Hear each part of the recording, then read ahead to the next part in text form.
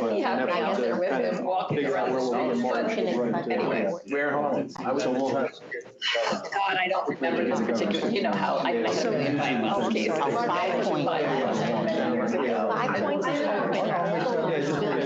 None of us are scrambling. How it was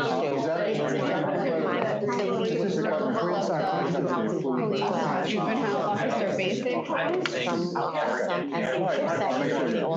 like what's the effect of that? Yeah. Most of them go to because they need like special housing. They would have to get another basic. Some of those.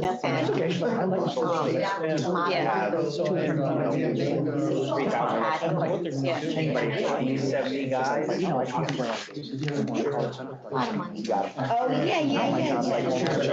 Yes, madam. You know what? I can't get it from my phone.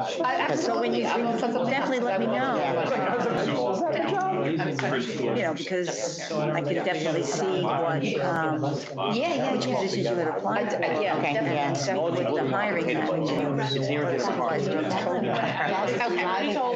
No, we have, I don't know what they're gonna do. like in our precinct program, we have Yeah, we just presented them like 2 weeks ago, that's what I'm asking. the police, so it's called crime victim assistance program. All right. And we have advertising for these precincts throughout the district. So it's probably. We have a new SRO course that was adopted by the council. They were the last week. One works victim testimonials and the other works. People where we do have, it's not required. It's not required either, no. They have vacancies, I believe, in all the boroughs. You know, when we've done. Do you oversee that? Please, yes. Well, I'm not the direct supervisor, but the person who oversees it reports to me.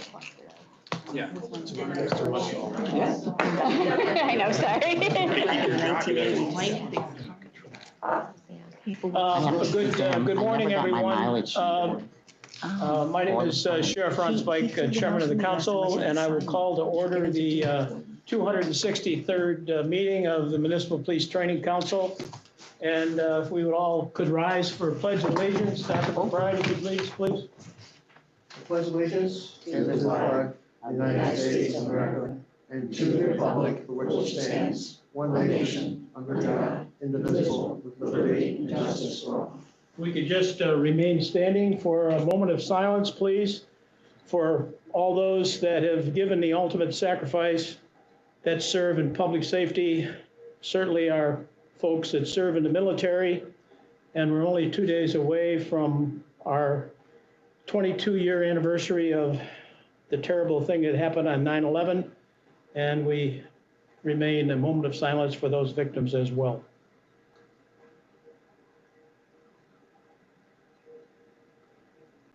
Thank you.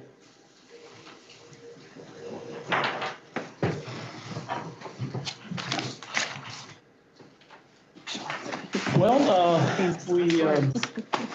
we don't have a heavy agenda today, but we've got a few things to discuss, that's for sure.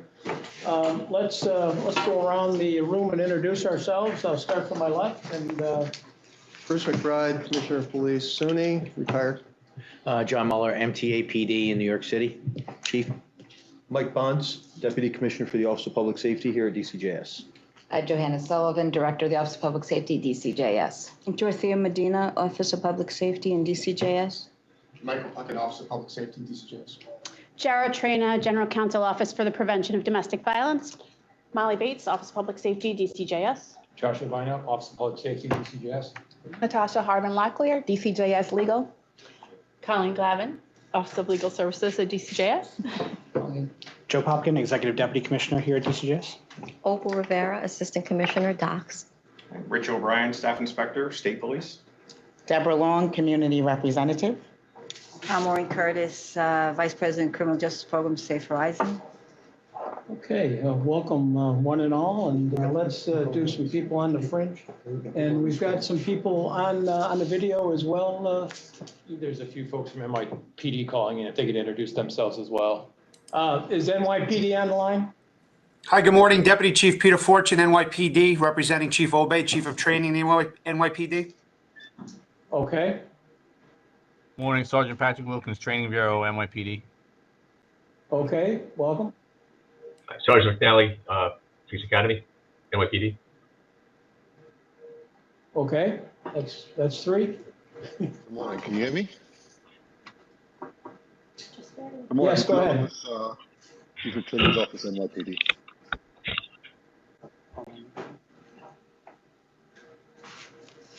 All right. I guess that's it. Thank you. We've got some individuals that are absent today from the council.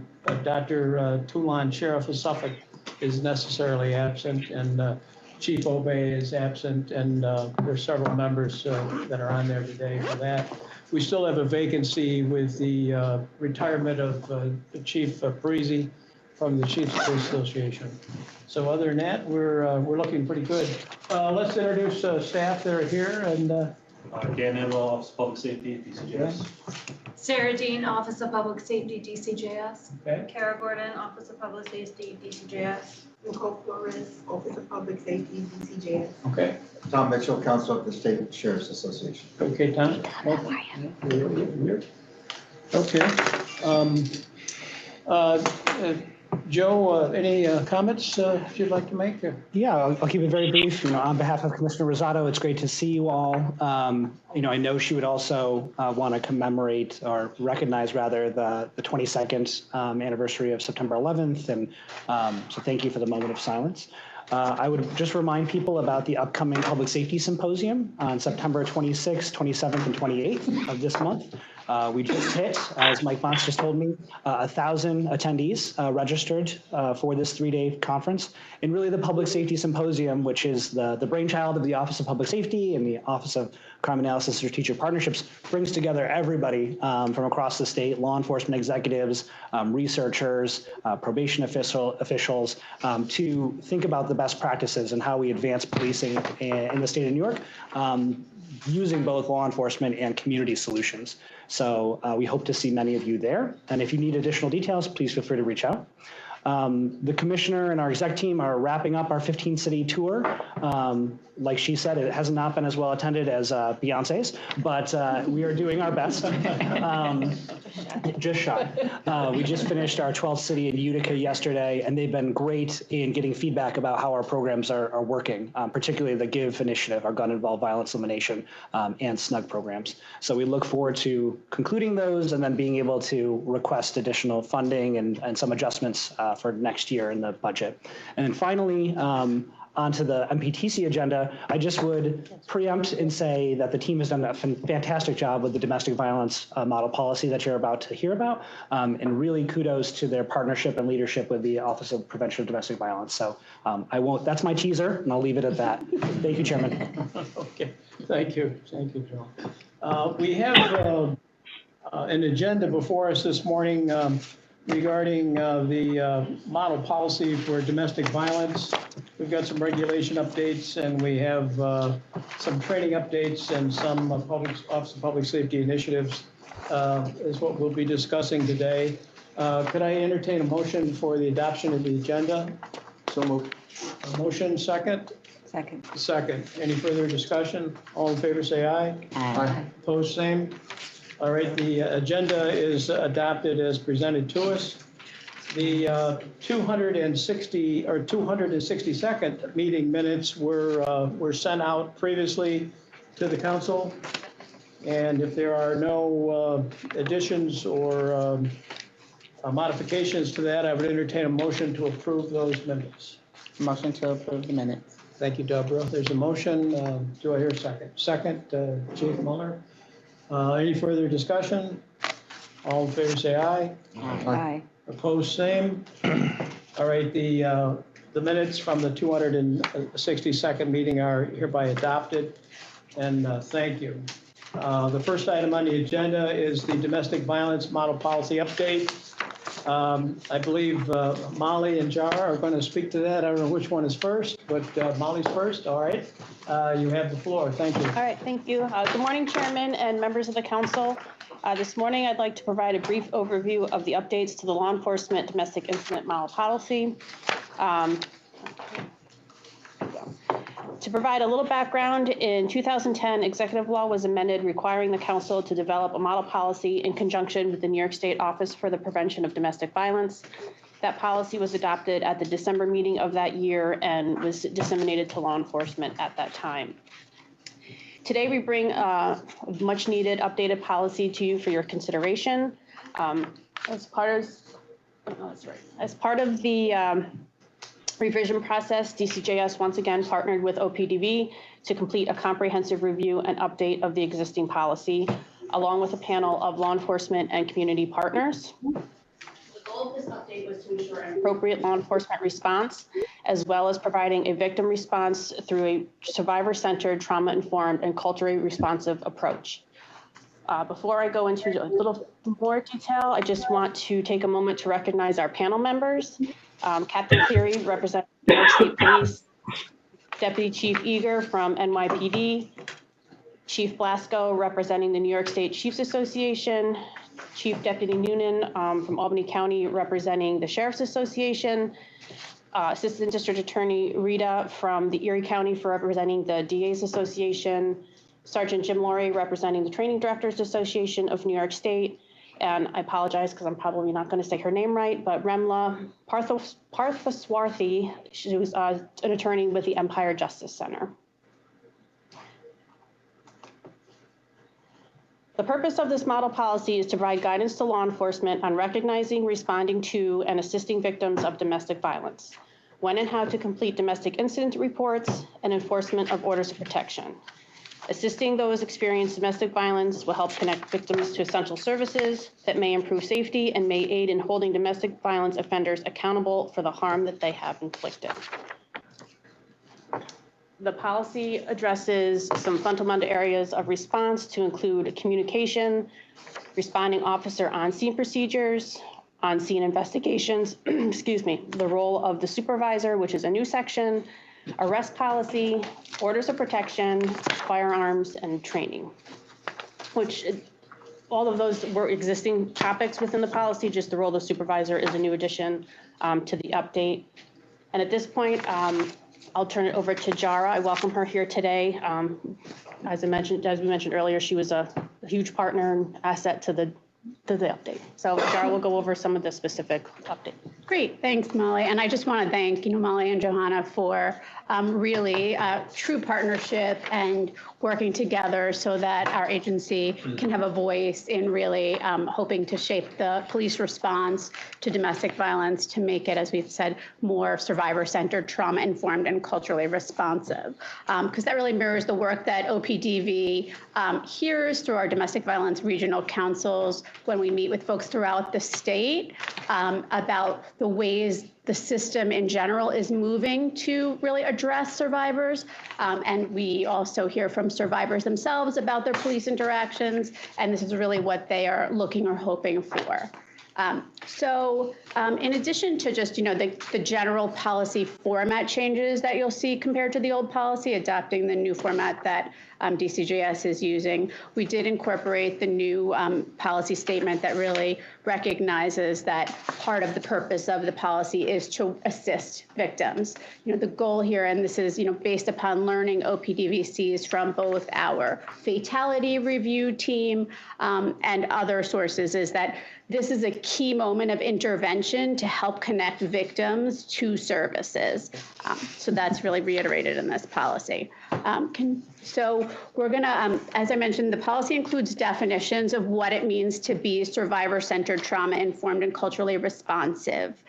Survivor-centered approaches really recognize that survivors have rights to have autonomy and to have control in decision-making in situations. Being trauma-informed recognizes that trauma is common and make sure that we implement an understanding of trauma into our policies and responses. And being culturally responsive recognizes that we all have differences in how we interact with the world and what our needs are based upon, our class, race, culture, religion, and other factors that may be present in terms of how we respond to an incident.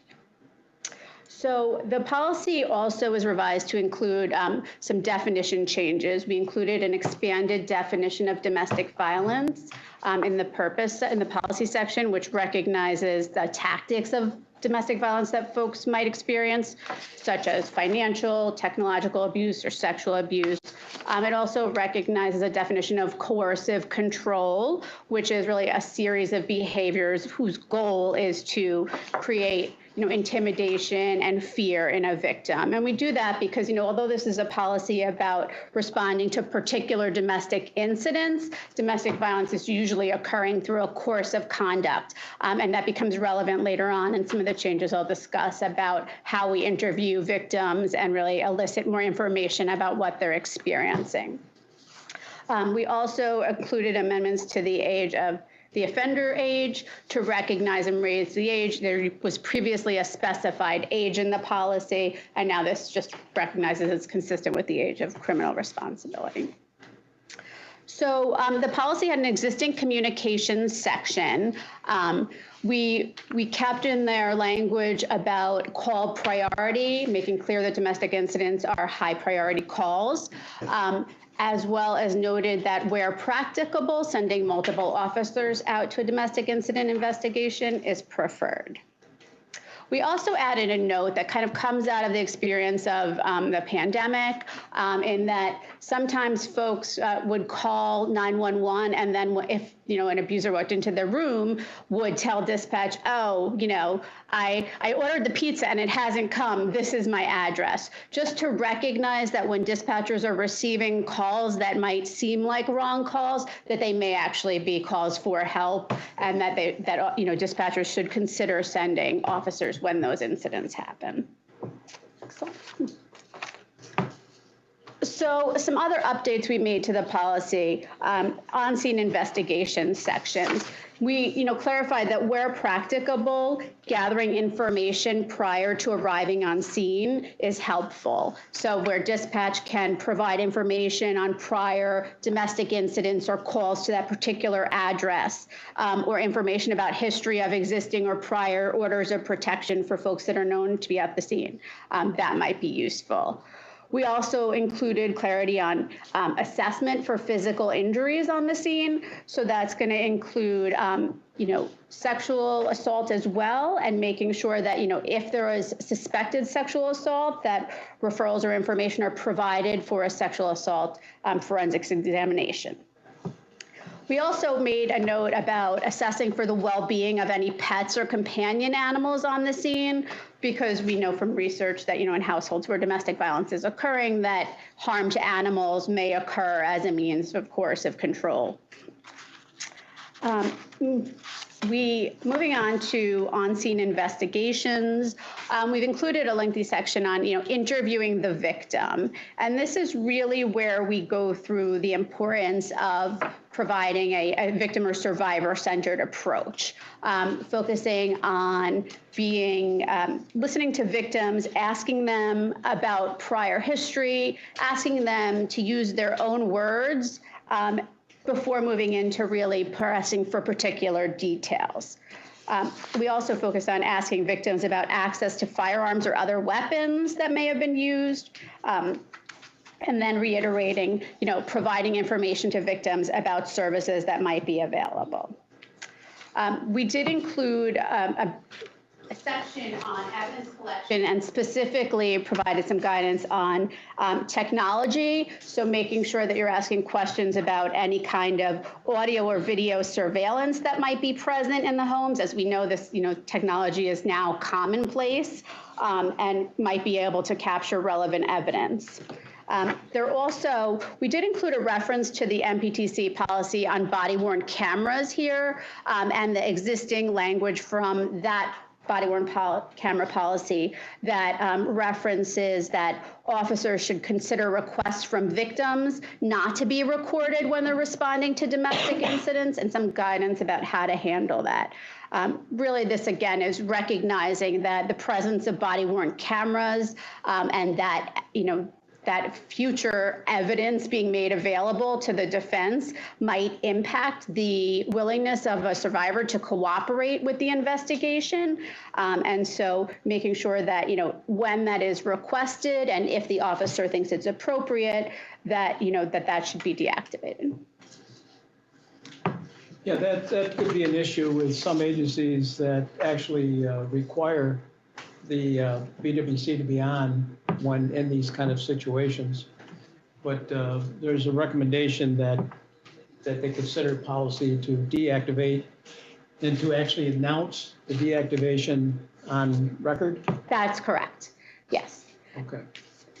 And Sheriff, I think as you'll see it, it's a discretionary as, consider it. It's asking the officer to consider it. Obviously, if their agency has a policy that mandates it, they'll have to comply with their agency. But the concept is, as Jara had indicated, we're trying to be focused on what the victim's needs are here. And if you're allowed to do that and it makes sense in the context, please, heavily consider that. Sure.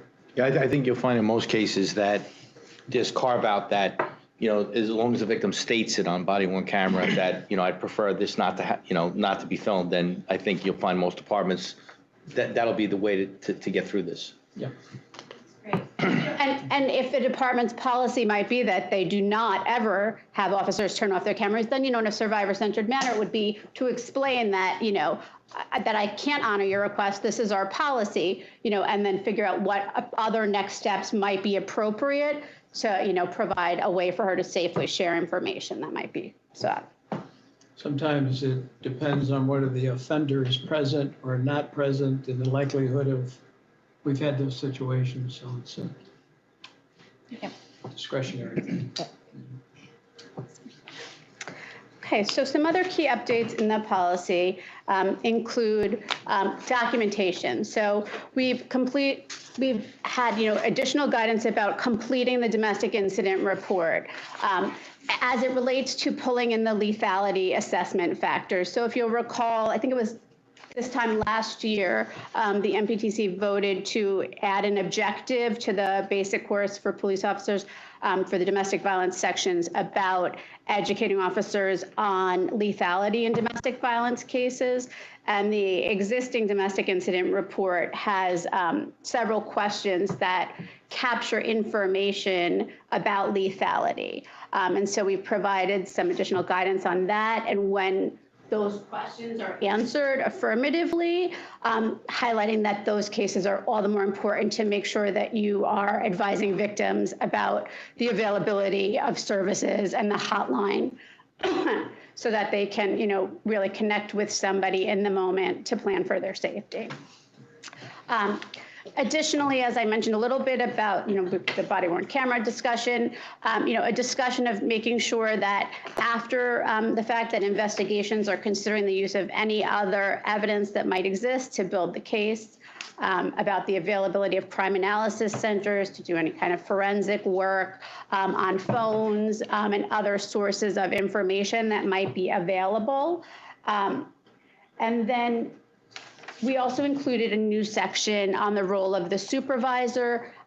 The section is one that we saw when we looked at the International Association for Chiefs of Police model policy on domestic incidents. And it really helps supervisors make sure that they are reviewing the work that their subordinate staff have done to make sure that the domestic incident is properly investigated. So we've made some additional updates with regard to arrest procedures, a real clear statement that officers should be considering charging all appropriate offenses that might apply to a particular situation. We have made clear the requirement that, when an on-scene arrest happens, following a domestic incident, that an appearance ticket should not be issued. And also, we reiterated the mandatory arrest procedures and made clear that when there are misdemeanor charges only, that officers shall consider the victim's request that an arrest not be made in accordance with the CPL. We've added some additional information on orders of protection to make sure that officers are advising victims on the scene of the availability of going to family court to obtain an order of protection. And we've incorporated some to the existing guidance in the policy on firearms, information about whether to consider the need for an IRPO. And we again link to the existing MPTC policy on that.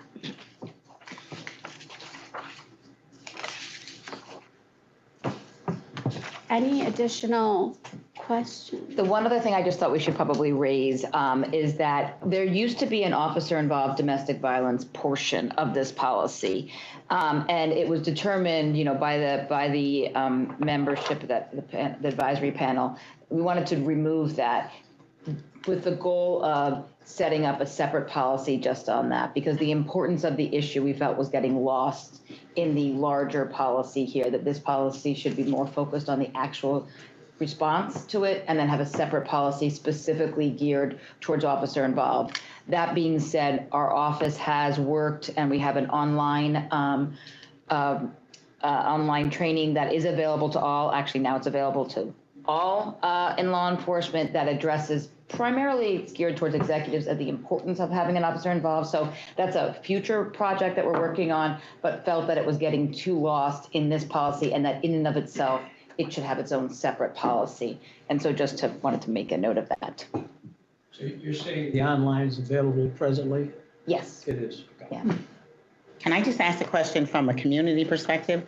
So being someone who's very involved in the streets and working with individuals, I find a disconnect from the time of arrest and then especially with the bail reform and then bringing that victim to courts. The courts are really backed up just to even get an order of protection. How do we protect those individuals that have to wait 3 weeks in order for them to return to get an order of protection? How do we handle that? So, I mean, that's going to depend, right, on whether or not, so one way officers can have a role is if they're issuing an arrest, they can be soliciting information about the availability of a criminal order of protection tied to the charges that are being filed, so that an order of protection could be issued immediately. So making sure that victims understand that and express those desires to the police at the time of the incident, that is covered by the policy. Alternatively, there is always a right to ask for an immediate order, a temporary order of protection when you go to family court or if family court's not in session to, have the local criminal court hear that case. And if I could just add on to that is that, appearance tickets after some revisions to the statute, you cannot issue an appearance ticket anymore. So the ability to have that order of protection that we specifically delineate that's fairly new. And so that should be, more available in the criminal cases. But as Jari indicated, we do talk a lot about the ability to make sure that they can go to family court and informing the victim that you can go right now to family court. So you don't have to wait necessarily for it. That's actually the most important thing because especially if it's an arrest and there's no DAT, the offender is going to be served before they get released. So when it's a criminal case, it's okay. And the person is arrested. I think what we're talking about is when it's a warrant situation where we don't have the person and we're looking to track them down. Correct. So yeah, I think at that point, then it's, that's the issue of finding the person and serving them because it's not going to be in effect until they've been formally served. The other thing to know about just that's incorporated within here, there is a order protection notification system that's in effect that we do put forward here so that an officer should tell the victim that system's in effect so that when a order of protection is issued, whether it's issued from a criminal court in arraignment or whether it's served in family court, that victim can sign up to get notified so that if they don't know that it's happening, they have an ability to know that by signing up for this direct notification. And that's incorporated into the policy too. And if I could just add, I think it's also really important to connect with advocates. And I'm glad that that's mentioned here because whether there's an arrest or there isn't an arrest, safety planning can happen around next steps, particularly, and the advocates are also going to be familiar with the different jurisdictions and what, how quickly you can get an order of protection through family court, how do you get the order of protection through criminal court, like is it mailed to you, is it emailed to you, all of that. For example, Safe Horizon has advocates in every single family court, and we can help you even remotely. You don't have to come into court to get that order of protection, and I'm sure other jurisdictions across the state are similar. There's also good stuff like, do you guys get involved with look at VineLink and things like that, like these open source things where it'll tell a person when a person is in custody and when they're released through an email, as long as you register. It doesn't cost anything, but it's a pretty good tool to monitor the offender after the incident happens. There's reference to that in here too. Yeah. To make sure the victim knows, telling the officer to inform the victim about Vine and the ability to sign up for Vine so that you can get that information as they go through the process. And there's also a notification for victims about the availability of OVS compensation for any, losses that have occurred. That's critical. Okay. Just a couple of thoughts. I have to say, under the documentation of investigation, I really loved, and I don't know if this is new or where it's clearly writing in the words what the victim has said, as opposed to an assumption that they're not cooperative. And I don't know if it's too late to add anything, but the other thing that we often hear is, and it's written often on DIRs, is refuse medical attention, RMI, and that often means that there's no injury, interpreted as there's no injury. So if that, because often refusing medical attention, maybe it's 3 o'clock in the morning and the survivor has children, doesn't want to go to the hospital, or knows that when they go to the hospital, not much is going to happen. But I love that that's in there, because I know that from different meetings with NYPD supervisors, this is something that Chief Eager has been talking a lot about, and Domstats about, how you frame being cooperative. For the role of the supervisor, I also love that that's been added. Under number 1, where it says when requested by an officer, when we talk to survivors about police policy, we also let them know that they can ask for our supervisor to respond to the scene. I don't know if it's possible to add that in there when requested by an officer or survivor. Because sometimes it's the survivor who really wants the next level person there, because they may not feel that they're getting what they should be getting from the responding officers. And then there's just the last thing that on the training, and this, some of the best trainings that I've seen with law enforcement is when they're co-trained by advocates and police supervisors. It gives credibility to the advocates when they're done together, and I think it brings in the survivor's voice into that training. And if that's not possible in all cases, which I would imagine it's not, having meetings with the advocates to see, there's a lot in here. There's a lot on domestic violence that they have to learn.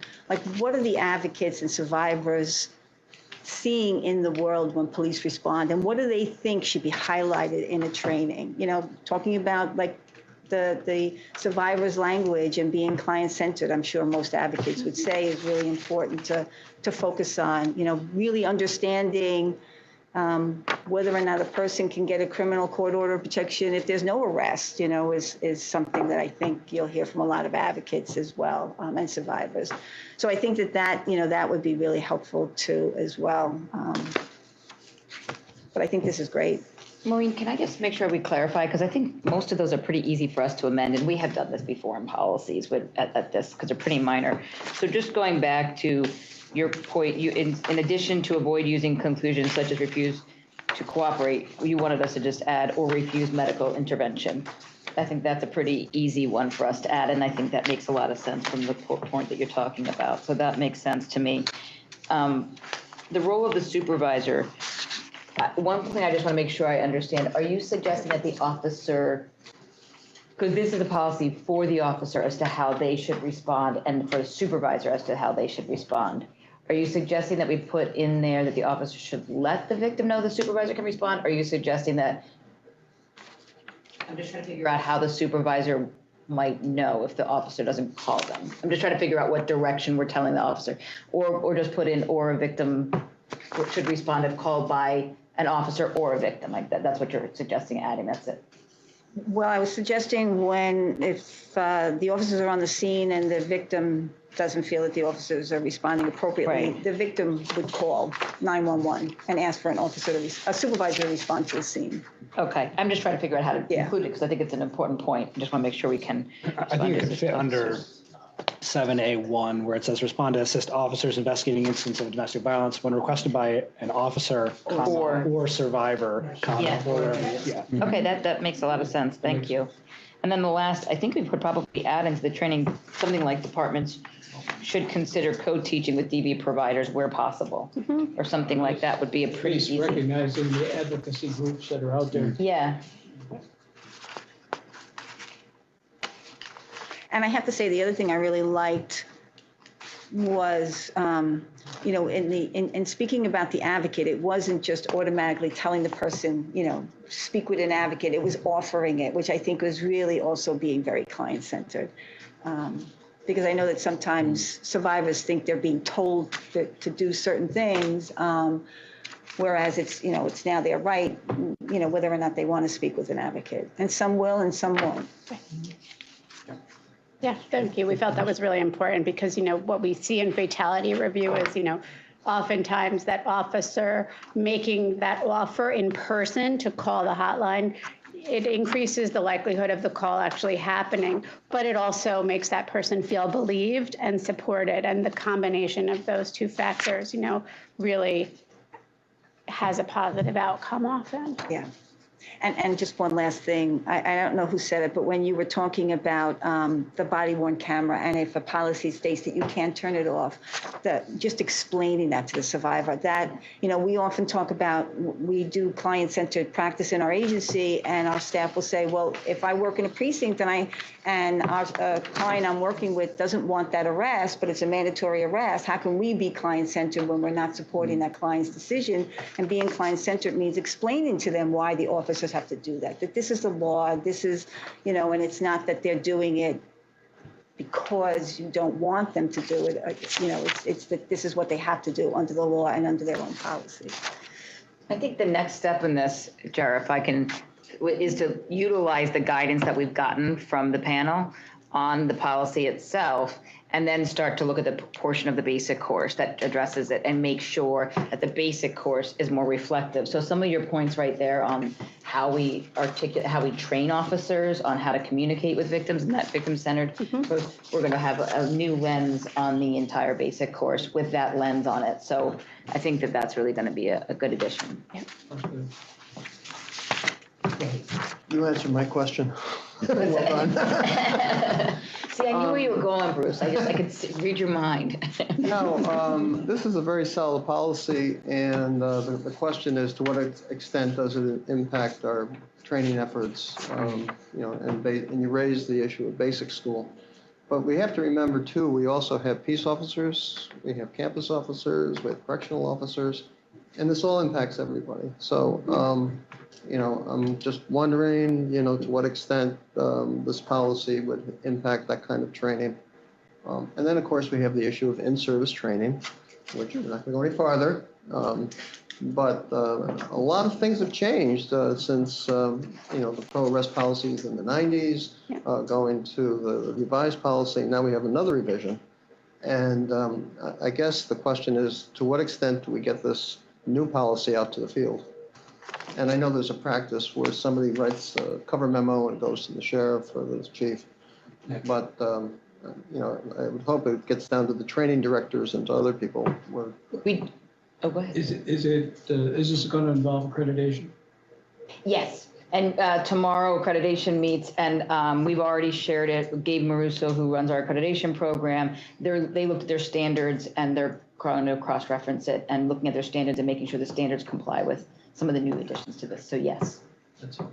Yeah, absolutely. And I lost my, so your thought about, we always get it out to we get it out to the training directors. Go ahead, Josh, you can take that. Yeah, well, we always send it to the various associations, as well as training directors, to chiefs and sheriffs, executives, and then we have a listserv with thousands of officers that are registered Okay. that will also receive the message as well.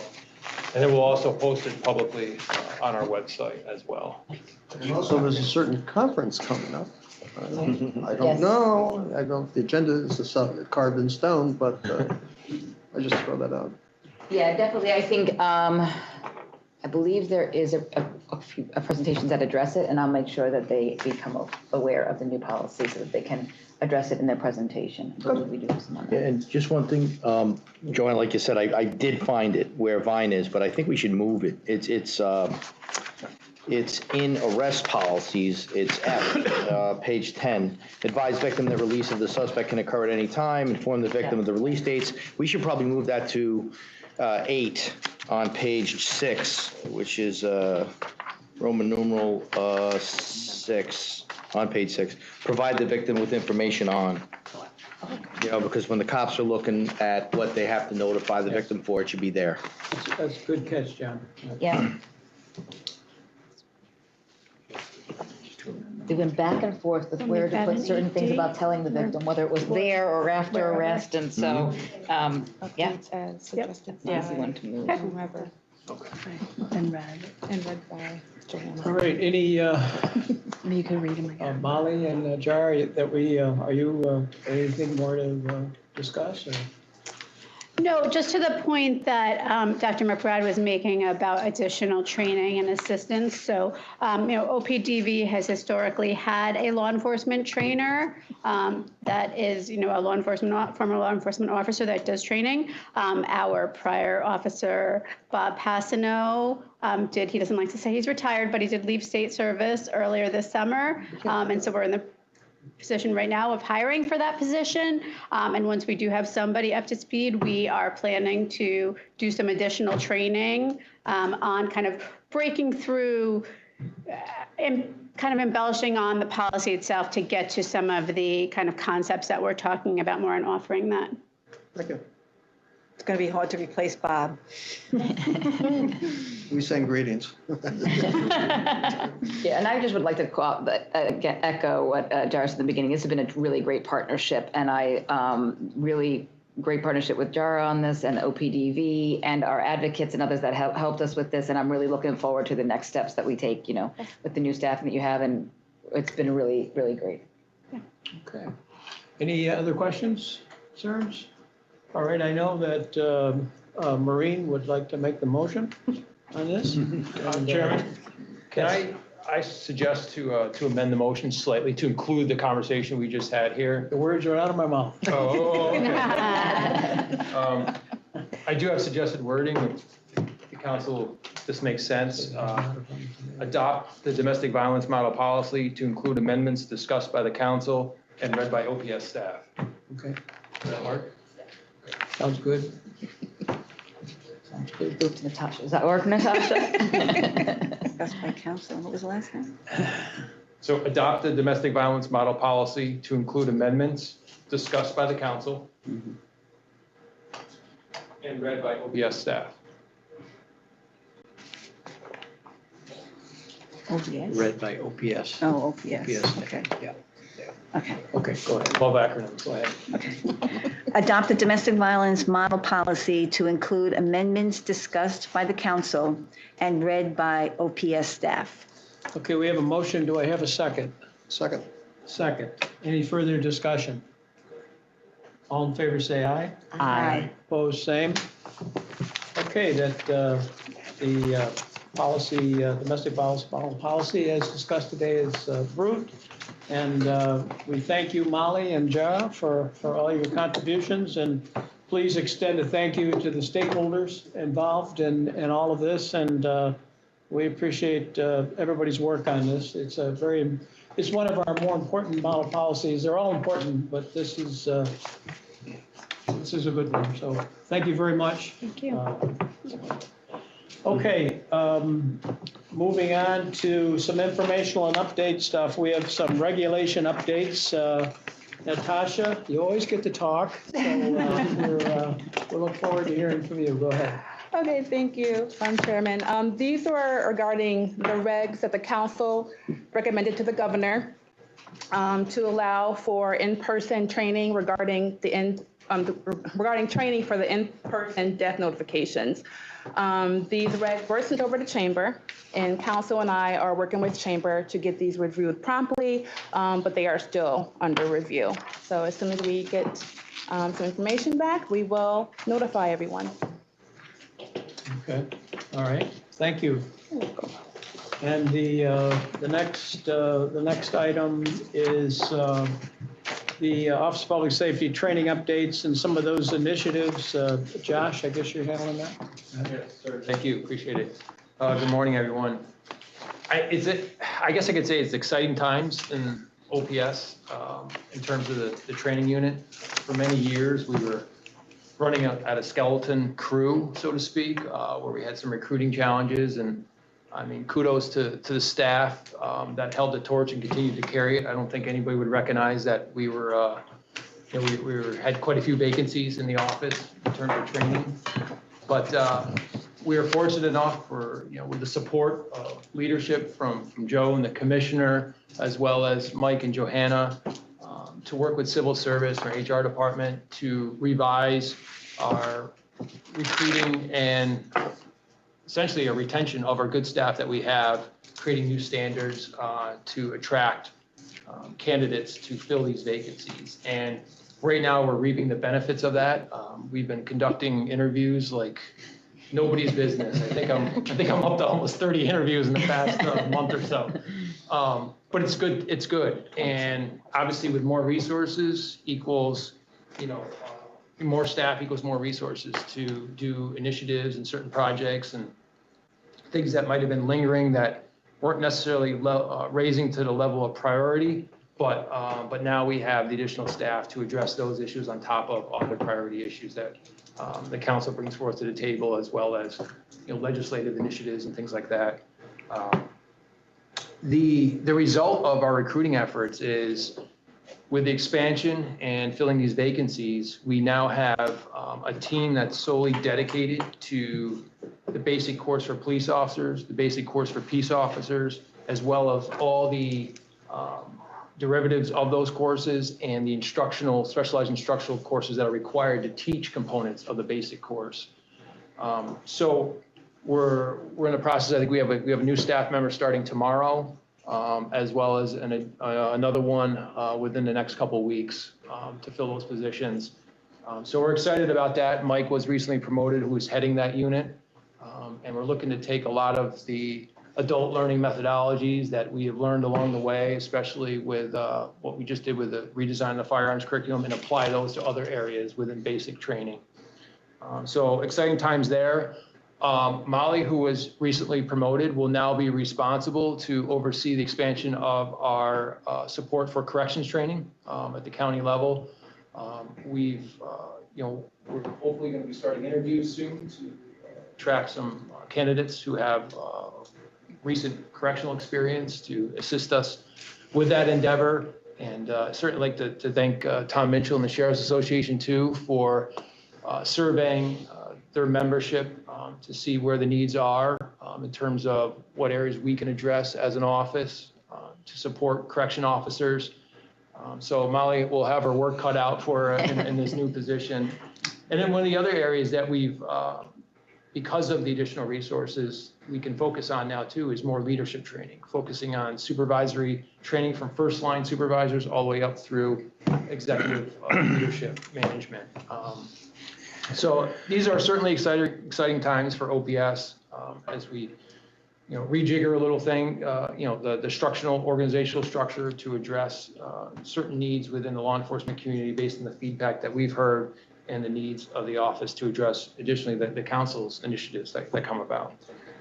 In terms of corrections training, I mentioned, it's a great opportunity now for us with the additional staff resources to invest more resources into providing training and technical assistance to the corrections community. And one of the first jobs right out of the gate for Molly is going to be focused on the redesign of the basic course for corrections that all county correction officers need to complete.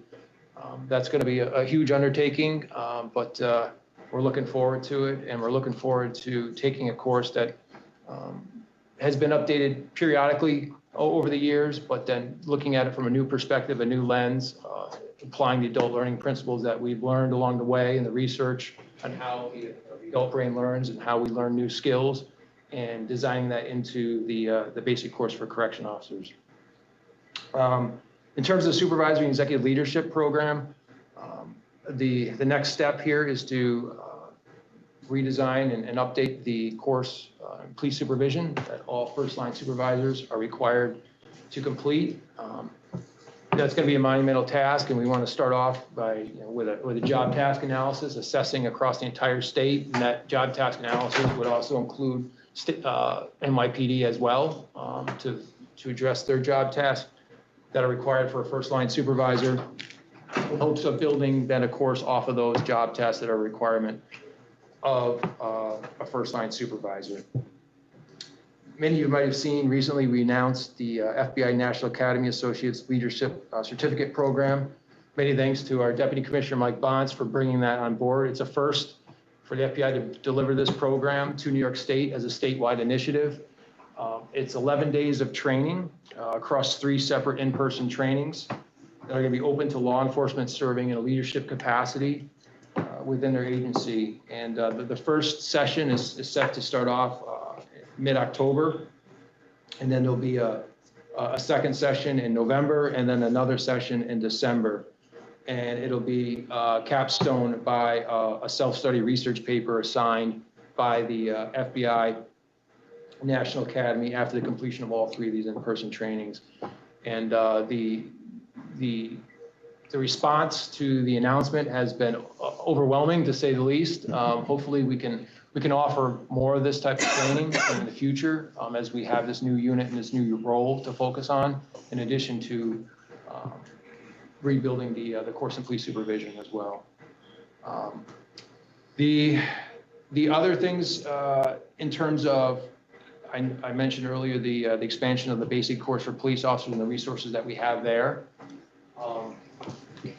One of the things that we're working on currently is, the council's done a lot of good work in updating the basic course for police, and the importance of ensuring that executive level management, chiefs and sheriffs, are aware of those changes that are being made in the basic course, as well as the field training officers, to ensure there's continuity when a recruit comes out of the academy. A field training officer is aware of what's being taught, what are the high level principles and skill sets and knowledge that are being taught to a recruit officer. And really, the video that we're putting together right now will provide an overview of those changes to the basic course that has been made to inform both executives and FTOs. It'll allow, too, for the agency to tailor any field training to focus on any gaps in recruit curriculum that's specific to their agency's needs, and to reinforce their agency's practices and values. And it'll also facilitate discussion with academy directors, too, to identify areas where minimum standards may be expanded to address jurisdictional needs of agencies served by the academy, by making executives and FTOs aware of what's being taught in the basic course for police. And obviously to ensure there's consistency in what's taught in the academy, and then the guidance that's received from the FTO when the recruit comes out of the academy. Another thing we're looking to do, too, is develop subcommittees to continue to evaluate the basic training. Now, when I talk about subcommittees, it's not just the basic course for police officers. We're also talking about the basic course for peace officers as well, and all the other derivatives that come from that. But to develop subcommittees, too, to ensure that the curriculum continues to remain up to date. It consists with best practices and information that's relevant to the field, and including addressing any instructor courses that are required as part of the delivery of the basic training. And then, as we mentioned earlier, with the DV model policy, one of the things the next step in the process would be to redesign the domestic violence curriculum and the recruit training, which would also impact certain aspects of peace officer training as well, where the curriculum is utilized in a similar fashion.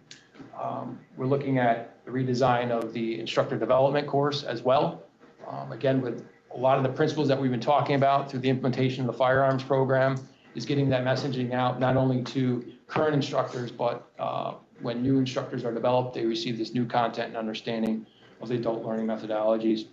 And looking at also the field training officer program, how we train field training officers. They too also understanding how the adult brain learns and to communicate better with recruits when they come out of the academy. So a lot of exciting things are happening.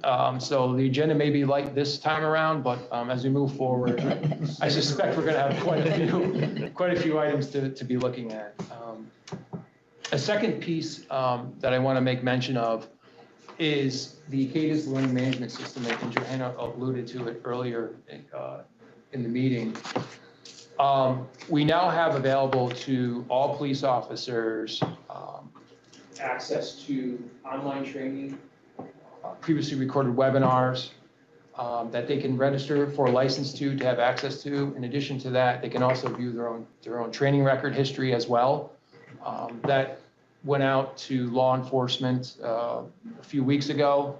We continue to see a lot of requests to obtain licenses to participate in online trainings and also view webinars and also view their training records. What this does for us though, as we look for solutions and ways to create training that we can roll out across the state to meet the needs of officers in the law enforcement community, utilizing the LMS system will allow us to create more diverse online trainings that are more interactive, that can use the principles of priming and the adult learning that we've been talking about. So we're excited about that to start to develop content that would leverage the system of the learning management system. The next rollout of the licensing will be to peace officers. That's the next rollout of this. And we do have enough licenses for peace officers as well. And we'll be announcing that in the very near future for peace officers to gain access to the online system as well. Something of a note to the council, there was recent legislation that was signed by the governor that requires certain councils or governing bodies to have their own webpage, and that would affect the MPTC. We're working with our press office to create that webpage for the various councils. Obviously, the MPTC will have certain information that will need to be posted up there, such as the statutory language that's involved surrounding the particular councils, specifically the MPTC and its membership, the point of contact for the councils, a brief description of the purpose of the council and its legally required duties will be on there. You know, the size of the council, the length of the term of the members for the councils, the current membership too, as well, a little bit of background and expertise on the member that they possess, and some other details regarding each of the councils. So expect from me an outreach to you as council members. I may need to be gathering some information for that website. But that is, I believe it's November 1st is when it takes effect. So I'll be reaching out to you very soon. Another update initiative, and again, Executive Deputy Commissioner Joe Harkin mentioned it already, is the 2023 DCGS Public Safety Symposium. I'd like to extend an invite to council members if they have any interest in attending. I will forward you the registration for that. It's closing soon. I think September 22nd is the cutoff date for that. But if you have any interest in attending, I think there's almost 70 different presentations, and I know Dr. McBride was there last year, and look forward to seeing you there again this year as well. Other updates, I asked Mike to attend the meeting as well and sit front and center with us, because I do know, as we talked quite a bit about the firearms program, and I do know, Dr. McBride, you asked for periodic updates and where we're at with it and the implementation process on that. So I asked Mike just to touch base with the council and just give a high-level overview of where we're at and next steps moving forward. Mike. Yeah, thanks, Josh. Members of the council, Dr. McBride, specifically, we'll give you an update on kind of where we are at with the program. I do appreciate that just being concerned too, and not just with this, but also within service. So the concern that you show for police training is appreciated. We are continuing to offer the firearms instructor workshops. As you recall, there's a 5-day workshop required of existing firearms instructors before they'll be permitted to teach the new curriculum. We're, continuing to offer those, and we're figuring out new ways to spin up additional instructors. We did not, if you recall, adopt a strict train-the-trainer model. Anyone that completes the workshop can then go and replicate the workshop for the purposes of the fidelity of the program. We do have, I've tripled the number of instructors from 3 to 8 to 9 that will be permitted to run this, and we'll continue to support that. We'll keep the council apprised as to the pace of that, and if September 1st, 24 is approaching, and we don't feel like academies are ready with its specific number of instructors that they need, we'll keep the council informed of that status. The firearms instructor course is currently under review. We've got pilots scheduled for January in Westchester, an indoor range in Westchester in January, tentatively 2 weeks, and we expect additional pilots in the summer of 24, and expect to present the firearms instructor course, a complete redo from scratch to the council in September as well. We've also discussed additional alternative delivery methods for the workshops as the saturation of firearms instructors in New York State approaches kind of a critical mass where we think we have what we need. We may ask the council to kind of allow us to permit alternative deliveries from the strictly just DCGS sponsored deliveries of the firearms instructor workshop. So we'll keep you apprised of that. As Josh mentioned, we've got new staff. I've got a new staff member starting tomorrow, who's one of his main responsibilities will be the firearms program, and all of that comes with it. So the basic course, the instructor workshops, and the firearms instructor course. We're very excited to have him start tomorrow, and then, like Josh said, another member starting shortly thereafter, who I've already been in discussion with Jara about potential role that we'll play in coordinating with the future domestic violence curriculum at the basic course level. So not going to answer any questions, but just not the focus, but any questions about the implementation and how it's going, I'd be happy to answer those. Well, sounds great. Yep.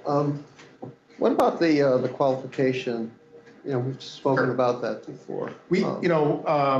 We are at the data collection phase. I think initially what we had talked about was soliciting a vendor to develop a qualification standard for us from scratch. We had conversations with some vendors, particularly Rand Corporation. I think we're probably not going to go that direction. We think we have a decent qualification standard with some tweaks.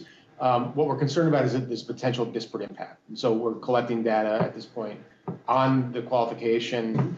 One of the challenges with that is the standardized nature of data collection needs to be in place before we can start comparing apples to apples in, say, Buffalo and Albany and downstate. So that's one of the challenges. One of the new staff members we've hired has a PhD in criminal justice and has some extensive research experience. And we do intend to leverage her experience in that realm to understand how to better collect the data. So at least whatever decision we're making with respect to qualification is an informed decision. But as you know now, the qualification standard that has been in existence for a long time is still in existence.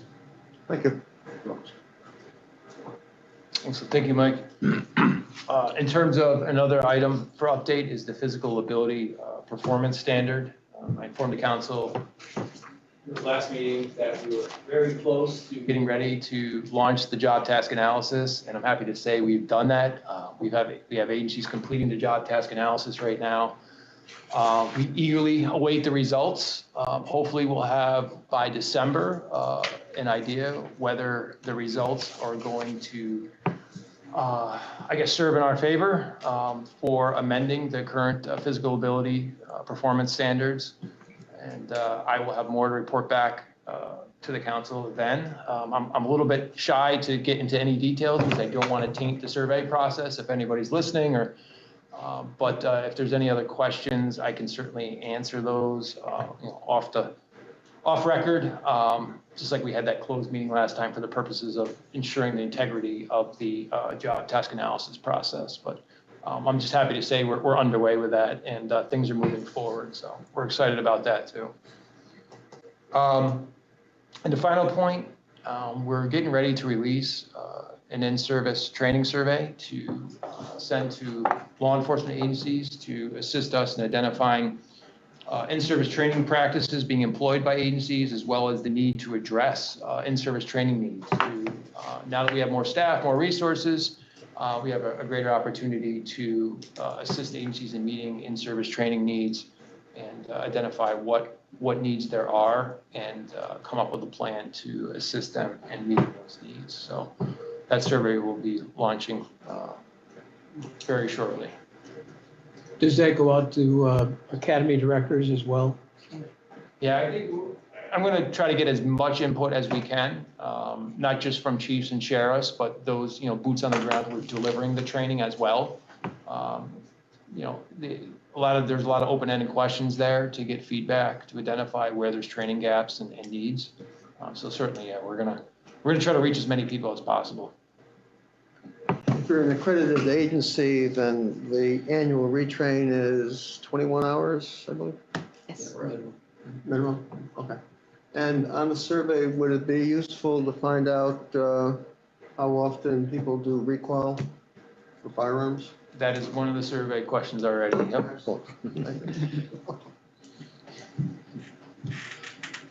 So, okay, there's other questions on some of the initiatives that we have going on. I'll turn it back over to you, Chairman. Thank you for the update. You've got a lot of initiatives going on. It's nice to have a budget, I guess, going forward. We always had a budget. We should have the staff. It's just additions to the budget. That's really good. And I just would like to acknowledge Josh's work on doing the work with civil service and working to support us with that. It's a large process to try to move and change civil service and get them, and it was a multi-year effort that came to fruition. So I just want to acknowledge and again thank the commissioner and Joe for helping us get across the finish line with that project. So thanks, Joe. Really great.